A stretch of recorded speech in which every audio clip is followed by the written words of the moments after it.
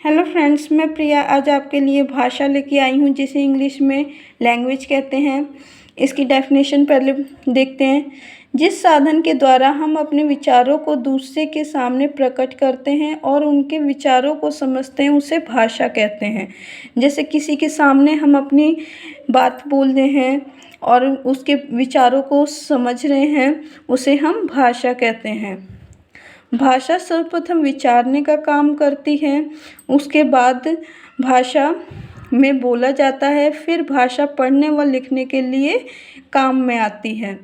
जैसे पहले भाषा को हम सोचते हैं, उसके बाद उसे बोलते हैं, फिर उसे हम लिखते हैं। जैसे एग्ज़ाम्पल के तौर पे हम बोलेंगे सुमित कुछ सोच रहा है, यानी वो भी कुछ सोच रहा है, तो ये भी भाषा में ही आएगा। दुर्गेश माता जी को पुस्तक लाने के लिए कह रहा है, यानी वो भी कुछ बोल रहा है, तो ये भी भाषा हो जाएगी। गौरव कॉपी में विद्यालय का काम कर रहा है, तो वो भी पहले उसने सोचा, उसके बाद उसने उसे किया। भाषा के दो प्रकार होते हैं, मौखिक रूप, लिखित रूप।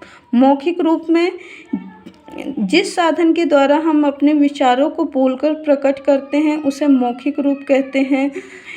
इसमें ध्वनियों का प्रयोग किया जाता है, यानी जिस साधन के द्वारा हम विचारों को बोलते हैं, यानी हम अपने मुंह के द्वारा बोलते हैं, उसमें आवाज़ आती है। आवाज़ को ध्वनि बोलते हैं, यानी ध्वनि होती है, तो उसे मौखिक रूप कहा जाता है। जैसे एग्जाम्पल के तौर पे देखते हैं, दुर्गेश पुस्तक लाने के लिए कह रहा है, यानी अपने वो ध्वनि से कह रहा है, आवाज़ से के द्वारा ही कह रहा है।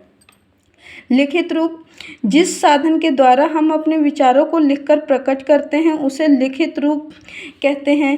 यानी हम अगर लिख के किसी को, यानी चिट्ठी के द्वारा या लिख के हम किसी से कोई काम करवा रहे हैं, तो उसे लिखित रूप कहा जाएगा।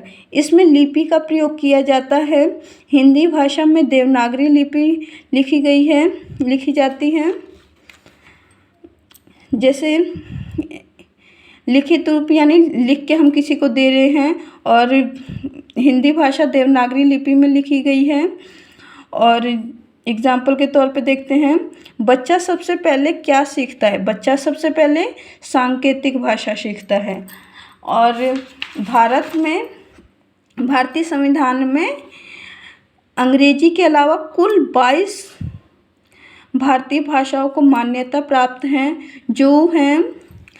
जो असमिया, उड़िया, उर्दू, कन्नड़, कोंकणी, कश्मीरी, गुजराती, नेपाली, तमिल, तेलुगु, बंगला, पंजाबी, मराठी, मलयालम, मणिपुरी, सिंधी, बोडो, डोगरी, संथाली, मैथिली और संस्कृत भाषा को मान्यता प्राप्त है।